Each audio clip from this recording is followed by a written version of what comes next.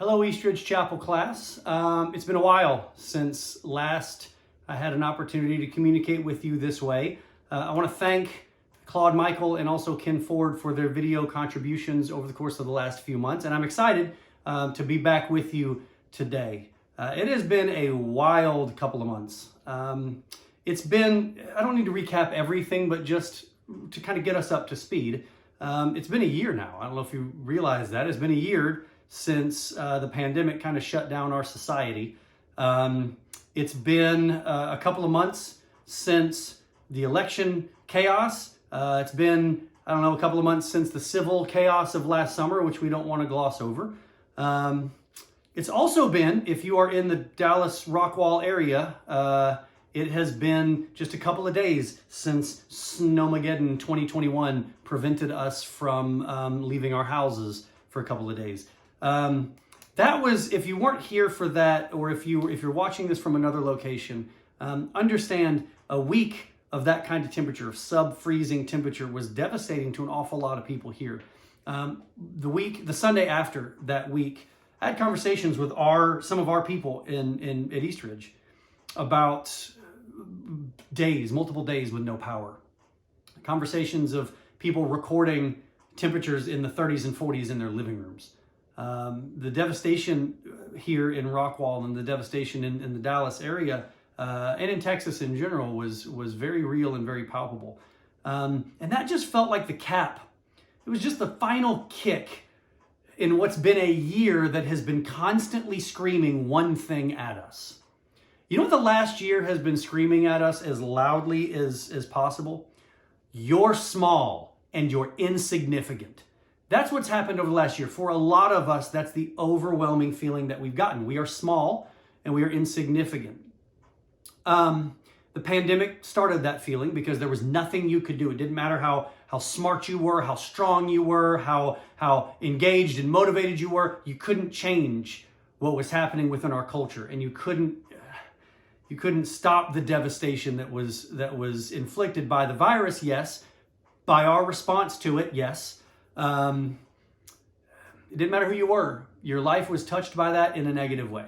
There was the civil unrest and the election and the inauguration where people got way too invested in their politics, in my opinion, that is my opinion, got way too invested in their politics and created, again, these moments of feeling like us as individuals are insignificant, and all that really matters in our culture is our narratives. And our narratives aren't about people. Our narratives are about big things where the individual people aren't really as important. Even when we claim it's about individual people, the narrative is more important than the person. So that's another moment for us to recognize that as far as the culture is concerned, we're really small. And in the world, we're really insignificant. And then we had this snow event that pushed some of us to our brink. I remember midway through the week. Remember, we had the Wednesday night or Tuesday night and then the Wednesday night snow. I remember seeing that, there's another wave coming. There's another cold front coming that's going to drop the temperatures down again. And I remember looking at my wife and saying, like, make it stop. This has to stop. And feeling just anger and frustration. My house was built in 1973. I was super worried about our pipes. And super worried about our house in general. For the record, the thing that woke me up and that prompted me to change my demeanor in the home, Alan Middleton, who you know, is the prayer pal for my oldest son, and he called Stockton, my oldest, and he asked him how he was doing and asked, what can I be praying for? And I heard my 9-year-old tell our youth minister, my parents are really worried about the pipes. Okay, that was a wake-up call for me. But you get the idea. The idea is over the course of the last year, we've been reminded and shown over and over and over again that we are small and we are insignificant. For those of us who are action-oriented, that's been especially hard and especially frustrating. I personally fall into that category. I am a doer. I am an action-oriented guy. In fact, my tendency to be that way is something that I've got to be aware of when I'm doing therapy. So you want to get to action. Action is a good thing, but you don't want to get there too quickly. And so with clients in the therapy room, I have to be very aware of my tendency to want to jump to action, to jump to doing stuff. So it can be a problem. It can certainly be something that gets in the way. But my action-oriented nature, my desire to want to get my hands dirty, has made this year really difficult for me. I don't like doing this. I don't like doing a video like this. I would rather see you in class, in person. I need other human beings. And I want to engage with other human beings, and it's really hard to not be able to do that. I want to quickly recap a story that I shared in our ministers video that we pushed out a couple of weeks ago. But I want to share it with you because I think it's a little more personal for us as a chapel class. When the pandemic started, I went into do it mode. I went into action mode. I went into, okay, let's make videos, let's contact people, let's do all these things that need to be done. And I think there was an impact in terms of like connecting people to Eastridge. That's all fine, but it didn't matter what I did. Nothing changed the way I wanted it to. No matter how hard I tried, I felt like I was running into a brick wall around every corner. And it was devastating to me. And then one Sunday I preached, and then I came back the next day to get I left my notes and stuff in the auditorium. And I came back the next day to get them. And I walked into the auditorium and it was dark and it was quiet. And that was the first time since the pandemic started that I had been in that auditorium with no one there. And I started seeing ghosts. And if you've ever been at a meaningful place, maybe it was your house that you grew up in, maybe it was Eastridge, maybe it was your home church from when you were a kid. If you've ever been in a place where you have special memories and it's dark and quiet, you'll know the moment that I experienced. I started seeing ghosts. I started seeing pictures of my kids at VBS. I started seeing pictures in my mind of your kids at VBS. I started seeing pictures, mental pictures of funerals, of weddings. I saw Neil Plunkett in the big lion costume that he wore that year at VBS. Saw these things that were a part. I saw Jason on the ladder with the bowling ball, which he'll never be allowed to forget. But I saw those pictures in my mind, and it was my breaking point. And I sat on the steps in a dark, quiet auditorium at Eastridge, and I cried, which I don't really do. Don't get me wrong. Crying is a wonderful expression of emotion, and don't hear me saying as a therapist that there's something wrong with crying. It's just not normally how I process. How I normally process, I know this is going to be a shock to most of you, I just talk a lot. That's how I generally process, but in that moment I processed through tears. It was hard, and it wasn't just because I was sad. I was sad, but I cried that day because I couldn't do anything about it. No matter how hard I wanted to, no matter how badly I wanted to, no matter how hard I tried, we were in the situation we were in. And this was back in the beginning of last summer, and I didn't see it changing. And so there's this moment of just breaking. And I think everyone in the sound of my voice can relate to that moment. Now, maybe you didn't sit in an empty auditorium and cry. Maybe you did. But I think you can all relate to what I'm saying. So here's my question. For me, the words that have described the last year are insignificance, because that's how I felt. Overwhelming. Frustrated, angry. Those are some of the words that describe the last year for me. I'm going to do something a little weird this morning. I'm going to put a bunch of words on the screen. I want you to push pause on those words. If you're alone, I want you to say out loud what words you see that describe your experience.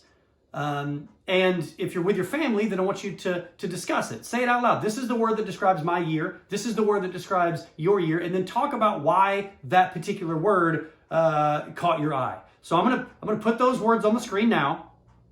There you go. There's the words. Maybe you need a word that's not on the screen. That's fine. If you want to come up with your own, that's fine. These words are just to get you thinking. But push pause. Talk about what words describe the past year for you. Okay. So my guess is that all of you found at least a word or two that described a feeling of helplessness or of frustration or of a lack of control. Because that's the thing about our world. It tricks us into thinking that we're more in control of it than we actually are. The control that we have over our media, the control that we have over our information, the control that we have over our communication with each other. So Facebook gives us the ability to control how often we connect with people. Now, I'm using the word connect really lightly. Those of you who know me know that I personally believe that digital connection is not connection. And I've had lots and lots of people argue with me about that. So far, I'm undefeated when it comes to holding up this conversation, and I'm gonna stick with it. Digital connection is fine for some things, but it's not real connection. If you only stay connected to someone through Facebook, you're not really connected to them. If someone experiences a tragedy and you post to Facebook, we're praying for you and we're thinking about you, that's fine, but you didn't connect to them. You didn't pick up the phone and call them. You didn't, even texting is better than Facebook, even though that's still not really doing it. You didn't pick up the phone and call them. You didn't stop by their house and see them. Connection involves humans. It's synchronous. It's not Facebook. I'm starting to rant. I'm going to backpedal. I don't want to rant. The idea here is that our current culture, because of our access to digital media, because of our total control over the world around us, or at least our perceived control over the world around us, we think we're in control of stuff. We've got this opinion, we've got this impression that we're in control of stuff. And one of the reasons that we're so angry with each other in this culture is because we've been given the message by this culture that we're in control of stuff that we're not in control of. And you know what we can't control?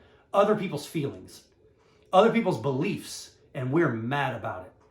We're angry because we believe, because we have so much control over our culture, we believe that we should be in control over other people's thoughts and other people's desires and other people's politics and other people's faith, and we're angry when we're not.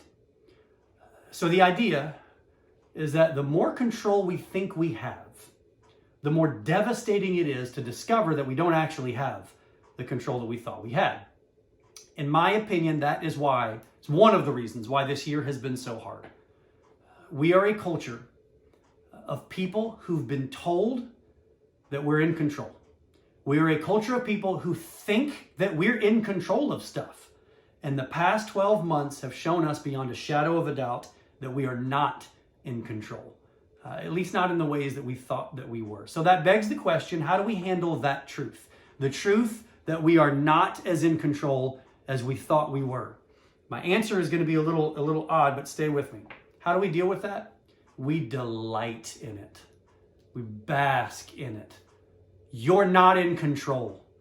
That's a good thing. That's a beautiful sentence if you understand it correctly.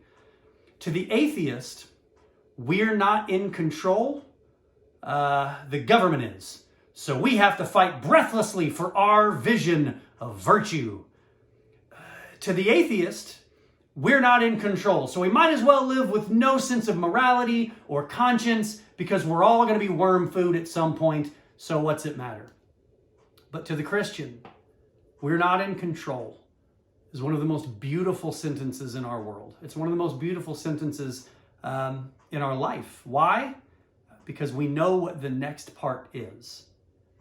We're not in control because God is. With that knowledge, you can exhale. God is in control. Now, how do we know that? And how do we know who God is and how to make sense of his control? The answers to those questions can be found in a very simple place. The answer to those questions can be found in your Bible. And interestingly, the most glaring examples of it are often found in the parts of the Bible that we teach our kids. The stories that we learn in Sunday school and in VBS give us a foundational understanding of who God is, and then, of course, why that even matters. And it's why the next few videos that I'm going to do for you are going to come from those stories. And I'm calling our series that we're about to engage in Felt Board Stories. And yes, Margaret Ann made sure I have an actual felt board, so stay with me. We've been apart for a really long time. Eastridge classes, we've been apart for a really long time. So beginning today, we're just going to go back to the Bible, and we're going to learn how we're not in control and why that's a beautiful thing. And I want to start in the beginning. Who is God? Genesis gives us the creation story, and it starts in chapter 1, and in verse 1. Verse 1, in the beginning, God created the heavens and the earth. The earth was without form and void, and darkness was over the face of the deep, and the Spirit of God was hovering over the face of the waters. We were not meant, as Christians and as believers, we were not meant to blow past this part of the Bible. In this sentence, we get a powerful picture of an all-powerful creator. I want you to dwell with me for just a second on verse 1. In the beginning, God. I want you to think now of the tragedies of this world. I want you to think of the destruction, of the wars, of the pandemics, of the natural disasters. In the beginning, God. Those tragedies don't disprove God's existence. And if you make the argument that tragedies in the world and hurt and pain in the world do disprove God's existence, then don't the countless billions of loving relationships, of happy families, and of fulfilling lives that far outnumber the historical tragedies of this world, if the tragedies disprove God's existence, then doesn't the beauty prove his existence? Doesn't the history that this world has of fulfilling lives and of, again, loving relationships and families. Look, I know it's not all of them, but they're there. They're not generally the ones we talk about, but don't they then prove the existence of God? But we want to use the bad stuff as proof that God doesn't exist or that God doesn't care, and we want to blow past all the beauty in his creation. In the beginning, God. Through hurt, God. Through the pandemic, through social unrest, and yes, even through the Snowvid event in Texas last week, God is. God created the heavens and the earth. And I want to start today by making sure that you understand something. The beginning of Genesis gives us this beautiful picture of an all-powerful creator. This all-powerful creator that we get in Genesis 1 wasn't thrown off by COVID. We were, and we feel like the clock is ticking, and we feel panicky because we feel like destruction is continuing. I get it. The God you serve was there in the beginning. COVID did not throw off the God that we serve. I want to go on to the next few verses to describe creation for just a minute. So we're going to talk just for a few minutes about the actual creation story.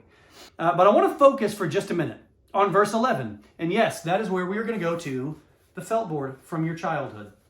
So I want to focus for just a minute on verse 11 of chapter 1. Verse 11, and God said, let the earth sprout vegetation, plants yielding seeds. So my creation story is now, do you remember this from when you were a kid? Am I bringing some of you back? I hope so.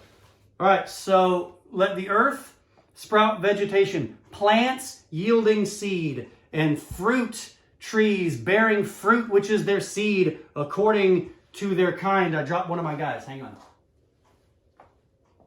And it was so. Here's my little forest that I just made. The earth brought forth vegetation, plants yielding seed according to their kinds, and trees bearing fruit, which is in their seed, each according to its kind. And God saw that it was good, and there was evening and there was morning, the third day. Okay, this verse is an incredibly important verse for America in 2021. So this is our felt board story for today. The reason that this verse is important for America in 2021, the reason it's important to you and me, God created vegetation, okay? He created plants. He created fruit. But I want you to notice a theme in the things that God creates. There's a theme in his design for how things are created. Everything takes time. Apple trees don't sprout fully productive apple trees. They sprout seeds that have to germinate and take time to grow. The beauty that we find in God's creation all takes time. Grass takes time to grow. Plants take time to grow. There is a season and a process to that growth. And in fact, in the natural world, the things that grow the fastest are the bad things that wither the fastest. Weeds grow a lot faster than healthy plants, but they die a lot faster as well. We see again that this cycle, we see it again in the God-designed human life cycle. There's development in the womb and then at birth. But at birth, babies don't pop out with strong opinions. Despite the fact that some of you may, in retrospect, think back on your kid and think that that happened to you, it didn't. No baby ever looked at the doctor and said, "Excellent work, doc. Solid but tender. You have a wonderful touch. I appreciate that. Now, if you don't mind handing me a robe, I got a spin class I got to get to." No baby ever said that. We are created, like the rest of God's creation, to be subject to a process of growth and refinement. Okay, what I'm describing is patience. What I'm describing is engagement with a process. That all sounds beautiful, unless, of course, you're in America in our current culture. We have no patience. I know that that's always been a cliche, but now it's an economy. What do I mean? I've given you this reference before in the chapel class, but I'll make it again now. Create an app, and if your app saves people time, you will make money. Uber Eats, DoorDash, we won't even drive to the drive-thru anymore. That's too much. So here's $5, you go get my food. That's kind of the way we do things now. Uber, ride sharing. I was staying at somebody's house a few years ago when this hit me. I was staying at somebody's house and I was supposed to go to the airport. And I expected this person who I love and have had a long time, like he's a family member. You know what? He's my brother. He's not going to watch this. This was ridiculous, dude. I'm in Seattle at my brother's house, and my brother, I assumed we would get some brother time going to the airport. We did not, because he got me an Uber. So you know what I was on my way to the airport, and it dawned on me, why did that bother me? Why did it bother me that he got me an Uber? The reason it bothered me is because he basically said by getting me an Uber, I don't really want to drive you all the way to the airport, but this stranger says he'll do it for $10. Have a good flight. And that's offensive to me. But again, our lack of patience is prominent in our culture. And our lack of patience is in direct contrast with God's design for us. The creation story tells us some things that we really do need to hear. It teaches us things that are instructive. It teaches us hope. It teaches us perspective. And of course, it gives us instruction. The creation story gives us hope and that there is a creator. And he's been here a lot longer than anything that we're currently struggling with. We feel like the world has never been this bad, but it has been, and God has always been God. The creation story gives us perspective in that when we read the creation account, we see how powerful God is, and not only how little control we have, but how little control we actually need. You are not in control. That is a terrifying sentence, or it can be a comforting sentence. It just depends on whether you put your hope in yourself or in God. I'm going to say that again because I think it's really important. You are not in control. Can be a terrifying sentence or a comforting sentence. It all just depends on whether you're putting your hope in yourself or in God. The creation story gives us instruction in the sense that God created everything on this planet to be subject to a process. All of the beauty in this world is subject to a process. God could have made it so that trees produced fully productive trees within a week, within a day, or even within a moment. He could have made it so that people developed fully the same way. We could have been designed for us as adults to give birth to adults who then would immediately leave the home and have their own life. Some of you probably would have preferred it that way, but that's not the way that we were made. He could have made it any way he chose, and God chose to create processes. He built growth into our experience and into our world. God wanted us to recognize that growing and patience are a part of the design. He wanted us to know that the design of man wasn't haphazard. Verse 27 tells us that we were created in the image of God. I want you to dwell on that notion for just a moment. You were created in the image of God, and you were created to grow, to live a patient existence with eyes towards holiness and eternity in the image of God. That idea alone can put some of the insanity of the past year into perspective. And then finally, you were created to see the value in rest. And we'll finish with this. The first part of chapter 2 in Genesis, verse 2 reads the following. And on the seventh day, God finished his work that he had done, and he rested on the seventh day from all of his work that he had done. So God blessed the seventh day and made it holy, because on it God rested from all his work that he had done in creation. Before the pandemic, I worked with people every day who had let their schedule get away from them. People who were held hostage by their commitments to their kids, to their sports teams, to their community groups, things that were nice, but the time investment in these community areas, the time investment in these non-faith areas were probably a lot higher than they should be. I'm already seeing, and the pandemic is still technically going, but I'm still seeing people fall back into that trap. This pandemic has been awful, but it hasn't been all bad. It's shown many of us that the pace that we were going at wasn't healthy. I am guilty of that. It has shown me that the pace that I was attempting to maintain wasn't healthy, and I needed to balance it out a bit more. God rested on the seventh day, not because he had to. This verse doesn't tell us that God rested because he just couldn't pull himself out of bed in the morning. He was too tired. He was too sore. That's how we would have felt after a week of work, but that's not how God felt. He rested because he had been productive. The creation story tells us to be productive, to be patient, and then to rest on the heels of our productivity. I think our culture has also overemphasized the idea of self-care to where we feel like we've earned it when we haven't been productive. The creation story tells us that rest is good and it's necessary, but it comes on the heels of productivity. The creation story tells us to be productive, to be patient, and then to rest on the heels of that productivity, and to do all of this knowing that we were created in the image of God. Folks, the creation story isn't meant to be glossed over. We aren't meant to skip it. We're meant to learn from it. We're meant to glean truth from it. I hope that this morning we've been able to do that for you. And over the course of the next few videos, my hope is that they'll be consistent and done every week, but life a little crazy right now. So if we miss a week here and there, I'm giving you a catch-up week. That's why. But I hope over the course of these felt board stories, you'll remember that the most important truths in our lives can be found in the Bible. And the most important truth that you need to hear right now can probably be found in those stories we told our kids. So next time, we'll pick it back up again. We're going to look at Adam and Eve next time. We'll see you then.